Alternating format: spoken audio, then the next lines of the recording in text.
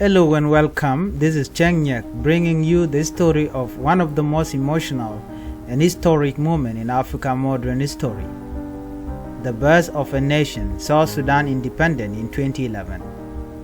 A moment filled with celebration, pride and global attention, but also a journey that soon turned into heartbreak for millions of citizens. On July 9, 2011, South Sudan officially became an independent country. After a decade of civil war with Sudan, the world watched as flags were raised, people danced in the street, and citizens proudly celebrated their new identity.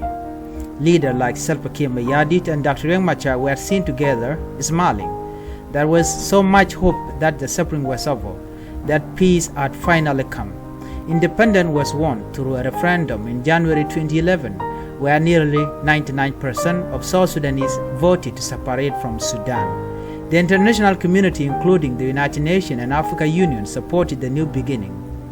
For many, this was not just a political event, it was a dream come true. But after independence, the challenge began to grow quickly.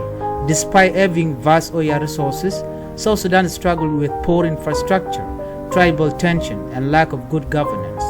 Corruption became a serious issue. Public services like health, education, and security remained weak.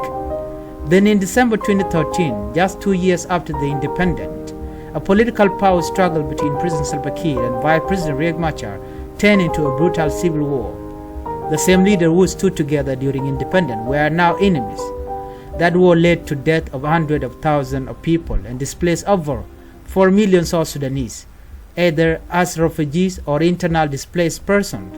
Villages were burned, children were recruited into militias, and famine spread across the country.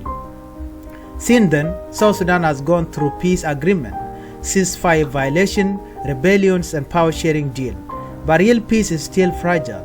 The revitalized peace agreement of 2018 brought a new unity government in 2020, but many citizens remain skeptical. Violence still erupts in many parts of the country. Ethnic division and revenge attacks continue to destroy communities. The dream of 2011, a peaceful, united, and prosperous South Sudan has been tested again and again. The economy has collapsed, the South Sudanese pound has lost value, and many families live in extreme poverty. Schools are underfunded, hospitals lack medicine, and youth are losing hope. So where does South Sudan stand today?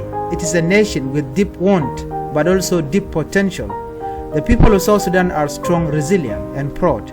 The road to real peace is still possible, but it will take leadership, justice, and unity beyond tribe, parties, and personal interests. In 2011, South Sudan was born in hope. In the year that followed, it experienced heartbreak, but the story is not over. The world is still watching, and the people are still praying. Thank you for watching, and this is Changkuoth Nyak bringing you a story that matters from South Sudan. Please like, comment, and subscribe for more true stories, history, and updates. Thank you for watching. Bye-bye.